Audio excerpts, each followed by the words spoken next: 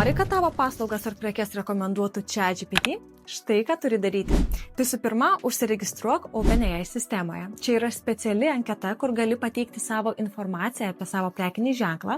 Tai yra oficialus būdas nurodyti savo svetainę, produktus, kategorijas, kuriuose norėtumėte būti rekomenduojami. Antra, patikrinkite savo svetainės prieinamumą. Įsitikinkite, kad jūsų svetainė nėra blokuojama. Jei ChatGPT negali pasiekti jūsų svetainės, jis jos nenaudos atsakymams. Trečia, sutvarkykite svetainės struktūrą. ChatGPT geriau supranta tinkamai suformuotas svetainės. Įsitikinkite, kad tinkamai nurodyti prekių pavadinimai, sukurtos kategorijos, aprašymai, raktiniai žodžiai yra skyriai, pavyzdžiui, dažniausiai užduodami klausimai arba skyrius apie mus. Taip pat naudojami struktūriniai duomenys, product, organizations, article ir taip toliau. O visus kitus likusius punktus ir nuorodas sudėjau į dokumentą. Komentuok po šio video ir gausi šią instrukciją.